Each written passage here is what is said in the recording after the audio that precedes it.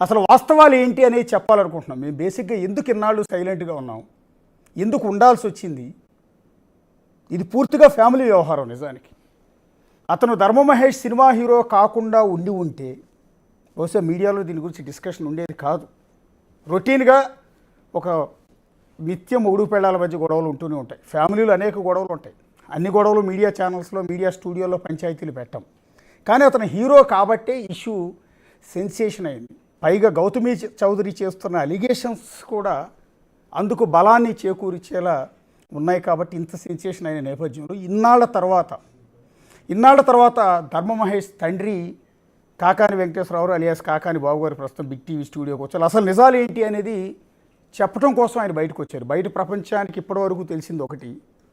ఇప్పుడు ఆయన నోరు విప్పిన తర్వాత జనాల ఆలోచన ప్యాటర్న్ కూడా పూర్తిగా మారిపోయే అవకాశం ఉంటుంది. ప్రస్తుతం నాతో పాటు స్టూడియోలో ఉన్నారు కాకాని వెంకటేశ్వరరావు. నమస్తే అండి. అంటే ఒకటి జనాలందరూ సహజంగా అడుగుతున్న ప్రశ్నే నేను మిమ్మల్ని డైరెక్ట్గా అడుగుతున్నాను.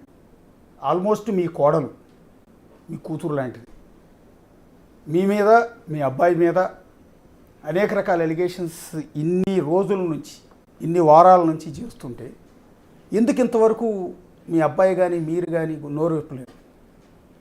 ఇప్పుడు ఫ్యాక్ట్స్ చెప్పిన ఆమె అబద్ధాలనే, లేకపోతే మేము ఒకటి చెప్తే దానికి కౌంటర్ ఆమె ఇచ్చి, ఆమె కౌంటర్కి మేము కౌంటర్ ఇచ్చి, మా కౌంటర్కి ఆమె కౌంటర్ ఇచ్చి, దీన్ని ఇది కుటుంబ సమస్య. 4 గోళ్ల మధ్య పరిష్కరించుకొని కుటుంబాన్ని చక్కదోసుకోవాల్సిన విషయం ఇది. అలాంటిది దీన్ని ఎలాంగేట్ చేసి, ఇంకా ఇప్పుడు ఆమె మాట్లాడితే మేము మాట్లాడకపోతే ఎలాంగేషన్ లేదు. ఆమె మాట్లాడిన దానికి మేము వచ్చి కౌంటర్లు చెప్పి, మాకు ఆమె కౌంటర్లు చెప్పి, ఆమెకు మేము కౌంటర్లు చెప్పి, ఇది ఇంకా ఇంకా ఇంకా రప్చర్ అవ్వటం తప్ప దీంట్లో ఏమీ ఉపయోగం లేదు. ఒకటి. రెండవది, మీరే అన్నారు కూతురో బిడ్డ అని. ఓ పిల్లోడిని ఎత్తుకుంటాం. ఎందుకంటే ఆమె మరి ఆ తండ్రి పెంచినా నేను పెంచినా సంటిబిడ్డ, మాకు సంటిబిడ్డ కాడి నుంచి పెరిగిన ఏజే అమ్మాయిది. పిల్లోడిని ఎత్తుకుంటే ఏం చేస్తాడు? ఎదురు మీద తంతాడు, మొహం మీద ఉచ్చబోస్తాడు. మామూలుగా మొహం మీద ఉచ్చబోతే చాలా నేరం, కానీ బిడ్డ ఉచ్చబోతే సంతోషం. గౌతమి కూడా అలాంటిది. నన్ను తిట్టిందో, నా ఎదురు మీద తన్నిందో, నన్ను కామెంట్ చేసిందో చేసింది. దానికి నేను మళ్ళీ నన్ను మీడియా వాళ్ళు అడిగారు, మీరు ఆ అమ్మాయిని కామెంట్ చేయరేంటని. ఏమని కామెంట్ చేయను? నా కుటుంబం డైవర్స్ అయ్యే వరకు అవి నా కోళ్ళు, వాళ్ళు నా కుటుంబం.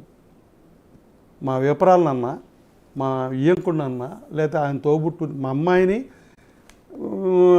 ఆమె మొగాళ్ళతో తిరుగుద్ది, బ్రోతలో లేకపోతే పబ్బులు తిరుగుద్ది, ఏయో చెప్పింది.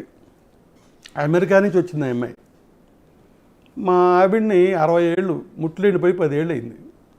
మేము హనుమాన్ జంక్షన్లో కోట్లు ఖరీదు చేసే టెంపుల్ మేము వైశ్యాస్ కలిపి పెట్టించుకున్నాం. దానికి శాశ్వత ధర్మకర్తలం. చైర్మన్ అన్ని టెంపుల్స్ మారుతారు, మేము మారం. మేము పర్మనెంట్. ఆ గుడిలో జరిగే వ్రతాలు, సత్యనారాయణ వ్రతాలు, స్వామి వ్రతాలు, వెంకటేశ్వర స్వామి వ్రతాలు, గౌరీదేవి వ్రతాలు, ఇవన్నీ స్నానం చేసి భక్తుడు అక్కడికి వస్తే తక్కిన అరేంజ్మెంట్స్ అన్నీ మా డబ్బులతో చేసి సంవత్సరానికి ఎన్ని లక్షలు ఖర్చు అయినా చేస్తా ఆమె గారు ఆ భక్తిలో ఉంటుంది. ఎవరు? మా మిస్సెస్. ఓకే. నేను ఆమెతో పోల్చుకుంటే అంత మంచివాడిని కాదు. ఎందుకంటే నా హ్యాబిట్స్ ఉన్నాయి. సిగరెట్ తాగుతాను, మందు తాగుతాను, హ్యాబిట్స్ ఉన్నాయి. అఫ్కోర్స్ లిమిట్ ఏమున్నా నాతో కంపేర్ చేయకూడదు. ఆమె పతివ్రత, మా మిస్సెస్ అనే ఆమె పతివ్రత. ఆమె పూజలు చేసుకుంటుంది. ఈమె ఏమంటుంది? పూజలు చేస్తుంది, వ్యభిచారం చేస్తుంది, ప్రాసిక్యూటు, లంజులకి పక్కలేస్తుంది. అదొక లంజ. బ్రోకర్లను పంపించి కొడుక్కి ఆడాలను పడుకోబెడద్ది. ఇలా ఆమె ఏమో మాట్లాడినా అటు నుంచి చూసుకుంటే ఆమె తల్లి ఉంది. నేను ప్రతివత అంటాను. ఆమెని చాలా గొప్పదంట. మా క్యాస్ట్ కాదు ఆమె, చిన్న కులస్తురాలైనా ఆ కుటుంబాన్ని నిలబెట్టి ఆ కుటుంబం ఇక్కడ దాకా రావటం కారకురాలు ఆమె. టీచరు. ఓకే. ఎవరు? గౌతమి చౌదరి గారి తల్లి. 42 ఏళ్ళ వయసు వరకు మా ఇయ్యంకుడికి పెళ్ళి అవ్వకపోతే 42 ఏళ్ళకి ఆమెను చేసుకుని సెటిల్ అయ్యాడు ఈయన. బికాజ్ ఈయనకేం లేదు. అంటే పొలాలు గిలాలు ఉన్నా ఆ రోజుల్లో పంటల గింటలు లేవు కదా, వర్షాధారం. ఆధారమైన డబ్బు వచ్చే ఇవి లేవు, వనరులు లేవు. ఆమె main pillar of the family. ఆమెను ఏమనాలి నేను? కామెంట్ చేయనా? మా అభిప్రాయాన్ని నా చెల్లె ఉద్ది, నాతో విరోధమైనా గౌతమి నాతో విరోధపడినా ఆమె మహాసాధ్యం అని చెప్తా. నా ఆవిడ లంజని చెప్పుద్ది, చెప్పుకోనిండి, అది నాకు తప్పు కాదు. కానీ నేను ఈ వయసులో గౌతమి మా కోళ్ళగారు ఏదైనా మాట్లాడచ్చు, ఎందుకంటే వయసులో చిన్నవి. రేపు నలుగురిలో కూర్చున్నప్పుడు నేను కూడా మాట్లాడితే చిన్నపిల్ల మాట్లాడిందా తెలియక నీ 65 ఏళ్ళు వచ్చినాయి, నీ బుద్ధి ఏమైందని అడుగుతాను నన్ను. అలాంటి స్టేజ్లో టీవీల దగ్గరికి వచ్చి అవన్నని చెప్పి నేను ఎదురు కామెంట్లు పెడితే అంతవరకు సమంజసం. ఫ్యామిలీ విషయం ఇది. ఏదన్నా క్రిమినల్ అవ్వాల్సిన డ్యామేజ్ అయిపోయింది కదా మీకు, అవలేదా? ఇవాళ మీరు చెప్తున్న దాని ప్రకారం హనుమాన్ జంక్షన్లో కృష్ణా జిల్లాలో ఒక పెద్ద మనిషి కాకాని వెంకటరత్నం గారు, కాకాని వెంకటేశ్వరరావు, కాకాని వెంకటరత్నం గారి బంధువులు మీరు. కాకాని వెంకటరత్నం గారు ఎంత పెద్ద నేత అనేది అందరికీ తెలుసు. ఇప్పుడు అలాంటి ఫ్యామిలీకి చెందిన మీరు, మీ పరువు అంతా ఈరోజు బజార్న పడిపోలేదా? దానికి నేనేం చేయను? ఇప్పుడు నాకు వెళ్ళను మా అబ్బాయి, నా ఫ్యామిలీకి వెళ్ళను మా అబ్బాయి. వీడు ఎదవ కాకపోతే తండ్రి చెప్పిన మాట వెళ్ళా, తల్లి చెప్పిన మాట వెళ్ళా. 5-6 ఏళ్ళు పెండింగ్ పెట్టాం ఇష్యూని. మా కజిన్ సిస్టర్ అమ్మాయితో మేము ఆల్రెడీ ఫిక్స్ అయ్యాం. వాళ్ళు చాలా బలవంతులు. ఎలా బలవంతులు? పొలిటికల్గా పబ్లిక్లో ఇమేజ్ ఉన్నాళ్ళు. వాళ్ళు మేము కలిస్తే మా కాన్స్టిట్యున్సీలో మాకు తిరిగేలేదు. మా కుటుంబ బలం పెరిగేది, డబ్బు కాదు. డబ్బు అఫ్కోర్స్ ఆ పాప హైదరాబాద్ ఇచ్చారు, 200-300 కోట్లు ఇచ్చి హైదరాబాద్ ఇచ్చారు ఆ పాపని. డబ్బు కాదు అక్కడ, నైతిక బలం, మా కుటుంబ బలం పెరిగేది. అలాంటిది నాశనం చేసింది ఎవడో? ఈ అదవ, మీ అబ్బాయి. ఎందుకు అని మీరు ఆ అమ్మాయి సంబంధం చూస్తే చేసుకోలేదా? మరి ఫిక్స్ అయిన దాన్ని సూసైడ్ కమిట్ అవుతానని కమిట్ అయ్యి మత్తు బిళ్ళలు మింగితే ఏలూరులో హాస్పిటల్లో పెట్టి తీసుకొచ్చాం. తీసుకొస్తే ఏంట్రా బాబు అంటే, నేను ఈ అమ్మాయిని తప్ప జీవితంలో ఇంకొక అమ్మాయి జోలికి వెళ్ళను, మోసం చెయ్యను, నాకు ఆ అమ్మాయి కావాలి. ఎవరు? గౌతమి కావాలన్నాడు. గౌతమే కావాలి, నేను ఎవరిని చేసుకోను, ఏ అమ్మాయితో వెళ్ళను, అంటే ఈ అమ్మాయే కావాలి. గౌతమియే కావాలని అటెంప్ట్ చేశాడు. ఏలూరు హాస్పిటల్లో డాక్టర్ సాయి అని ఆయన ట్రీట్మెంట్ చేశారు. చేశాక సేవ్ అయ్యాడు. అప్పుడు గౌతమి వాళ్ళ తల్లిదండ్రులు వచ్చారు హాస్పిటల్కి. తర్వాత ఇంటికి కూడా వచ్చారు. నేను చదువుకోమని పంపించాను. 18 ఏళ్ళకి లవ్ ఏంటి? వెరీ ఫస్ట్ ఇయర్ అయిందో అవ్వలేదో వీడికి లవ్ అన్నాడు. ఇప్పుడు ఆ పాపకు కూడా అంతకుముందు లవ్ అఫైర్ ఉంది. మరి ఆమెకి వీళ్ళలో ఏమి నచ్చినాయో, వీడు వయసులో చిన్నాడు, ఇమ్మెచ్యూరు, చదువులో తక్కువ, అన్నిట్లో గౌతమి ఎక్కువ. ఆస్తిపాస్తుల సంగతి పక్కన పెట్టేయండి. వాళ్ళిద్దరు పర్సనల్ అట్రాక్షన్ కావాల్సిన కారణాలు చెప్పుకోవాల్సి వస్తే అన్ని రకాలుగా ఇటు తరిగేగా. వయసులో చిన్నాడు వీడు, జూనియరు, నీకన్నా చదువు తక్కువ, కానీ యాక్టివ్ పర్సన్. ఆ రోజుల్లోనే కాలేజీలో చంద్రబాబు నాయుడు గారు బ్యానర్లు కట్టడం, టీడీపీ అని తిరగడం, కాలేజీలో మందలించారండి పొలిటికల్ బ్యానర్స్ అవి కట్టొద్దని. ఓకే, ఆ స్టేజ్లో కొంచెం లీడర్షిప్గా ఉండేవాడు చిన్నవాడైనా. ఓకే, అలా మరి వీళ్ళిద్దరి మధ్యన జరిగిన దాంట్లో వాళ్ళ పెద్దల ప్రమోషను లేదు, మా పాత్ర లేదు. ఆ కుటుంబానికి ఏం తెలియదు వీళ్ళు లవ్ చేసుకున్నట్టు, మా కుటుంబానికి తెలియదు. లవ్ చేసుకున్నారు అన్నారు, తెలిసింది. వీళ్ళిద్దరూ కలిసి మా చుట్టాలింటికి వెళ్ళి అక్కడ పట్టుబడ్డారు. వాళ్ళు అబ్జెక్ట్ చేశారు, ఒక గదిలో వీళ్ళు ఉండి చేయటం. మా కంప్లైంట్ చేశారు. అప్పుడు మాకు తెలిసింది. ఏంటని అడిగితే కరెక్టే, ఆ అమ్మాయిలో మన ఇష్టపడుతున్నాను, ఆ అమ్మాయిని అదేంట్రా నేను చదువుకోమని పంపించాం, చదువు అవని, చదువు లేకుండా చదువు పూర్తి చేయకుండా లవ్ ఏంటి అని ఇన్ని కోపడ్డాం. సరే చదువు పూర్తి చేశారు. మళ్ళీ ప్రపోజల్ తీసుకొస్తే నేను దాన్ని పోస్ట్పోన్ చేయడానికి ఏం చేయాలో అర్థం కాక, అయ్యా నీకన్నా 6 ఏళ్ళు పెద్దది అక్క పెళ్ళి అయ్యాక నీ పెళ్లి చేస్తామని మా అయ్యంకుడు గారికి కూడా అదే చెప్పాం. మాకు ఆడపిల్ల ఉందండి, మీకులాగానే మాకు ఆడపిల్ల ఉంది, మన మా ఆడపిల్ల కూడా ఆడపిల్లే కదా, ఆ పాప పెళ్ళి పెద్దది కాబట్టి ఆ పాప పెళ్ళి అయ్యాక ఈ చేద్దాం అన్న. అలా ఏదో పోస్ట్పోన్ చేసుకుంటూ వస్తే వీళ్ళు ఏమన్నా గ్యాప్ వస్తుంది, అసలు ఇది అట్రాక్షనా, లవ్వా, లేకపోతే ఏంటి వీళ్ళ మధ్యలో ఉందో మాకు తెలియదు కదా. మరి ఆ అమ్మాయి ఈ అమ్మాయి మరి ఈయన ఎందుకు ఇష్టపడింది అనేది కూడా నాకు తెలియదు కదా. ఏమండి, మళ్ళీ వాయిదా వేసాం. వీడు సినిమాటోగ్రఫీ ట్రైనింగ్కి వెళ్ళాడు, ఆ అమ్మాయి ఎంబీఏ చదివింది. ఖాళీగా ఉండకుండా ఇద్దరు ఏదో చదువుకున్నారు. ఆ గ్యాప్లో మళ్ళీ ప్రపోజల్ వచ్చింది అయ్యాక. అమ్మ ఆ పాపను పిలిచి, అమ్మ ఒక్కసారి ఆలోచించు, వీడు సినిమాలు అంటున్నాడు, సినిమాల్లో యాక్ట్ చేస్తానంటున్నాడు. నేను 1980లోనే ప్రొడ్యూసర్ని, 1980లోనే ఒక పెద్ద డిస్ట్రిబ్యూటర్ని. ఆంధ్రప్రదేశ్లో ఫేమస్ అయిన అన్నపూర్ణ పిక్చర్స్ అనే సంస్థకి నేను బాస్ని. No partners. Okay. Annapurna Babu అంటే నేనే, అన్నపూర్ణ పిక్చర్స్ బాబు అంటే నేనే. ఓకే. ఎప్పుడు ఇది? 1980లో. ఓకే. సినిమా గురించో, సినిమాలు తీసాను నేను 5 సినిమాలు. నా లాస్ట్ సినిమా పుణ్య దంపతులు, ఓకే. 1987లో రిలీజ్ అయింది. మీరే ప్రొడ్యూసర్? అప్పుడు నేనే ప్రొడ్యూసర్ని. అప్పుడు స్లంప్ వచ్చింది, సినిమా స్లంపు. ప్రెసిడెంట్ గారు అబ్బాయి, ఇది ఒకే రోజు రిలీజు. 2 సినిమాలు సినిమాలు బాగున్నాయి అన్నారు కానీ జనం రాలంటే ఆ టైం అది మన కరోనా లాగా ఫిలిం కరోనా వచ్చింది అప్పుడు. ఓకే. మొత్తం స్టూడియో నుంచి మీకు కూడా సినిమా ఇండస్ట్రీతో చాలా దగ్గర సంబంధం ఉంది. మీరు ప్రొడ్యూసరు, డిస్ట్రిబ్యూటరు. 1964లో మా సొంత సినిమాలు ఉంది. ఓకే. 1900 సొంత థియేటర్ ఉందండి. సొంత థియేటర్ ఉంది. ఇక్కడ 64లో హనుమాన్ జంక్షన్లో సోమా రాజేంద్ర ప్రసాద్ గారని స్టేట్లో పెద్ద ఫెమిలియర్. ఆయన సొంత మాంగారు, మా నాన్నగారు పార్ట్నర్స్. ఓకే. ఓకే. ఎప్పుడు ఇది? 60లో. 59లో ఇప్పటికీ మా దగ్గర దాసి ఉంది బుల్లెట్. ఆ రోజుల్లో సైకిల్ ఉంటే గొప్ప. 1959లో మా ఫాదర్ బుల్లెట్ ఉంది, ఇప్పటికీ ఉంది అది దాసి. ఓకే. ఎగ్జిబిషన్గా పెట్టాం. ఓకే. మేము తింటాక లేని వాళ్ళం, రేకుల షెడ్డు, బాత్రూమ్ లేదు, అడుక్కు తినే బ్యాచ్. నా పెళ్ళి అయ్యాక వాళ్ళు ఇల్లు కట్టుకున్నారు, డూప్లెక్స్ వేసుకున్నారు, మా డబ్బులు తీసుకెళ్ళి. వాళ్ళు ఈ మధ్య బాగున్నారు. 5 ఏళ్ళు వాళ్ళకి అన్నం లేకపోతే పై ఖర్చులు బియ్యం ఇచ్చినట్టు చెప్పింది ఆమె మీడియా. ఎగ్జాక్ట్లీ చెప్పిందాము. 5 ఏళ్ళు నేనే పోషించాను.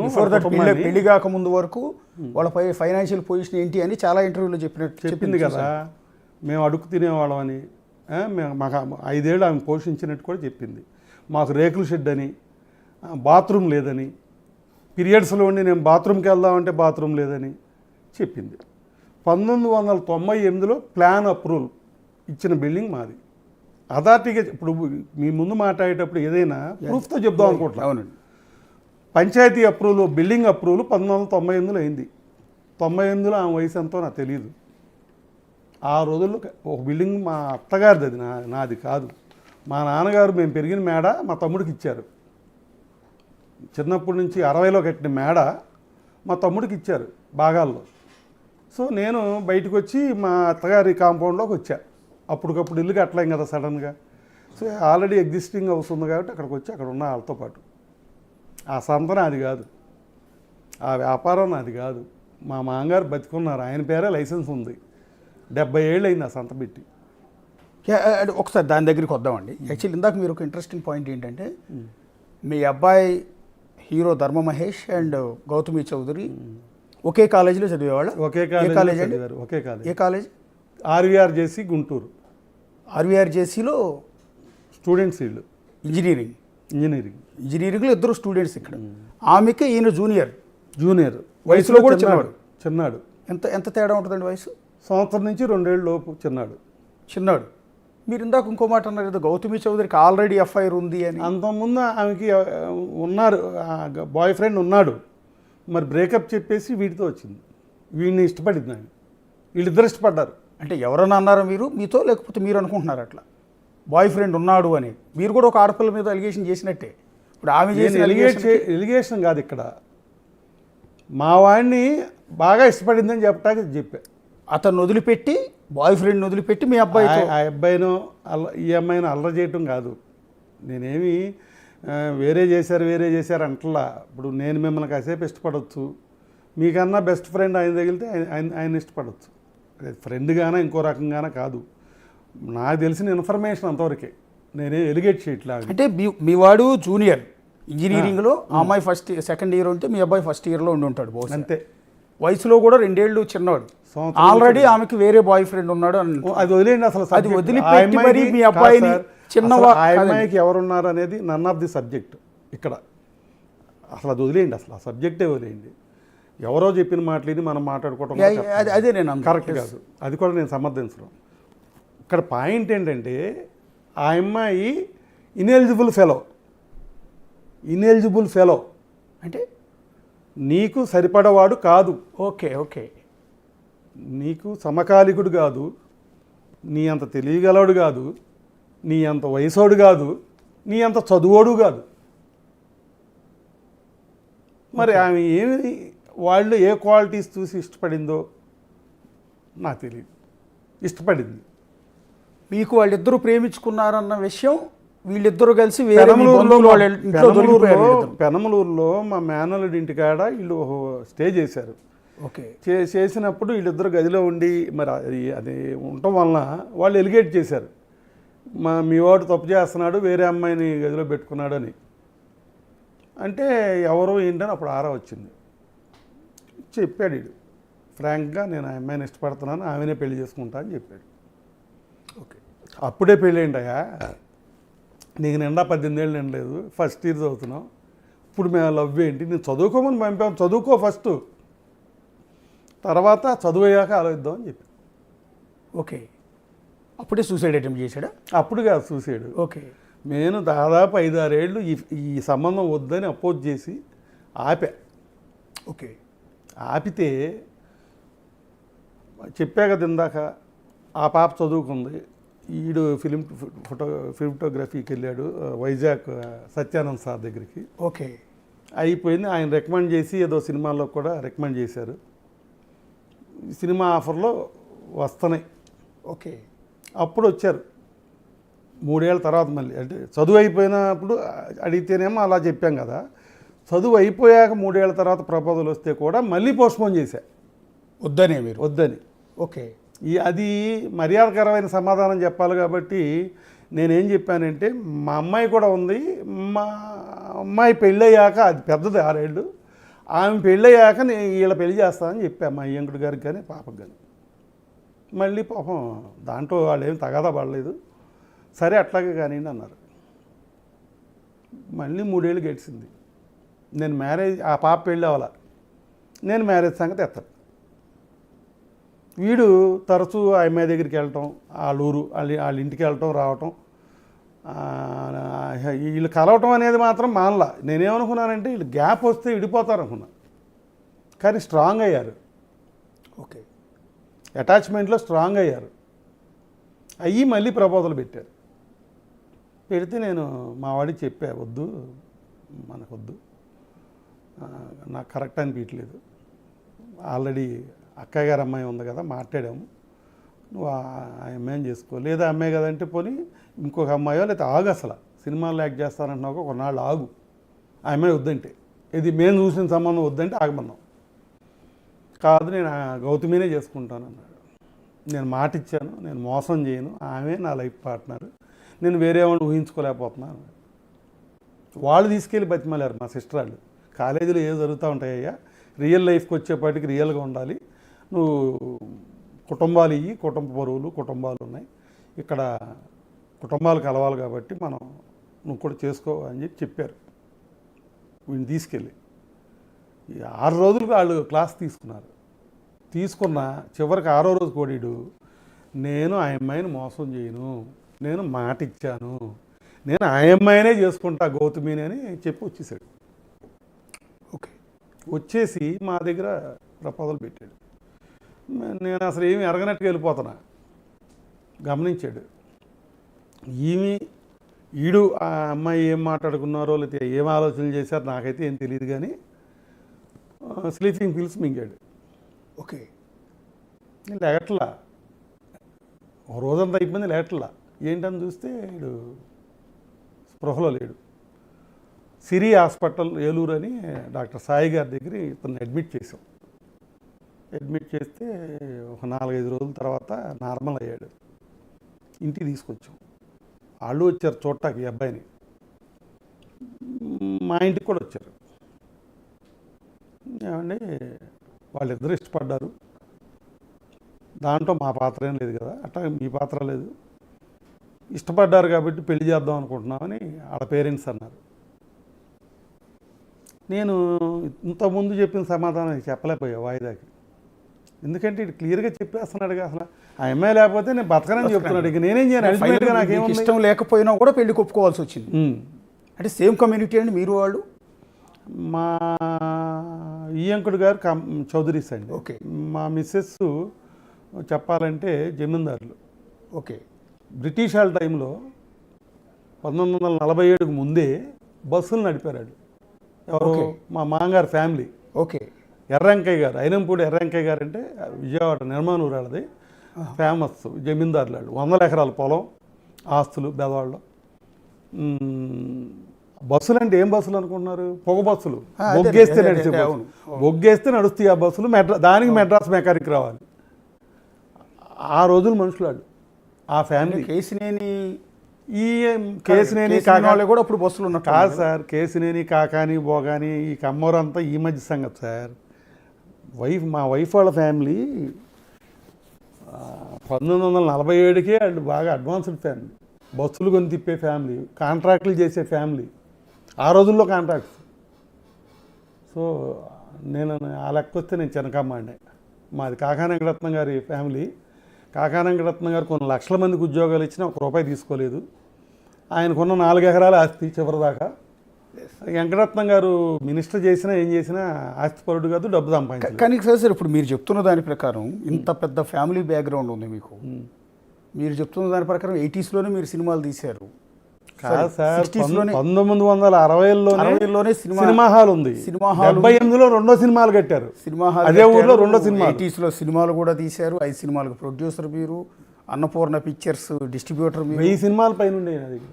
ఎన్టీ రామారావు సినిమాలు ఎన్ని ఉన్నాయో అన్నీ నా దగ్గరే ఉండే. ఇంత పెద్ద బ్యాక్గ్రౌండ్ ఉన్న మీరు సరే ఓకే, మీ అబ్బాయి సూసైడ్ అటెంప్ట్ చేశాడు కాబట్టి అమ్మాయికి ఇచ్చి పెళ్లి చేసి అతని లైఫ్ హ్యాపీగా ఉండాలని అనుకోవటం సహజం.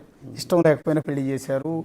వాళ్ళు కూడా బాగానే ఉన్నారు, హోటల్స్ బిజినెస్ పెట్టారు, మీ అబ్బాయి సినిమాల్లో యాక్ట్ చేస్తున్నాడు. మనవడు కూడా పుట్టాడు. చిన్న తేడా ఉంది. మనవడు కూడా పుట్టాడు. చిన్న తేడా ఉంది ఇక్కడ. ఇతను సినిమాటోగ్రఫీ అయ్యాక నా దగ్గరికి వచ్చి బిజినెస్ పెట్టుకుంటా అన్నాడు. పెళ్ళి అవ్వాలి అప్పటికి, ఇంకా 2-3 ఏళ్ళలో పెళ్ళి అవుద్ది. ఏం బిజినెస్ అని అడిగాడు. హోటల్ బిజినెస్ పెడతాను అన్నాడు. అరే హోటల్ బిజినెస్ చాలా రిస్క్స్ అమ్ము, సర్వెంట్లు రాలేదనో, వంటోళ్ళు లేడనో, ఇంకోటి లేదనో, ఇవన్నీ హెడేక్స్. నీ లైఫ్కి ఇది అవసరమా? నీకేం కావాలంటే అది ఇస్తా కదా, నీకు ఇది అవసరమా అని అడిగా. కాదు, మీ సంపాదన కాదు, నా కాళ్ళ మీద నేను నిలబడి బతకాలని ఉంది, నా భార్య పిల్లల్ని నేనే పోషించుకోవాలి, నేనే సంపాదించుకోవాలని ఉంది, నాకంటూ ఒక ఇండివిజువల్ కెరియర్ కావాలి, కాబట్టి నేను ఆ బిజినెస్ ఎన్నుకున్నాను అన్నాడు. నేను అపోజ్ చేశాను, మా వైఫ్ సపోర్ట్ చేసింది. మా మేనల్లుడు ఇప్పటికీ దుబాయ్ రాజు గారి పర్సనల్ డాక్టర్, మా మేనల్లుడు గుణపనేని శశి, ఆ కుర్రాడు వాళ్ళ తమ్ముడు, వాళ్ళందరూ సపోర్ట్ చేశారు వీడికి.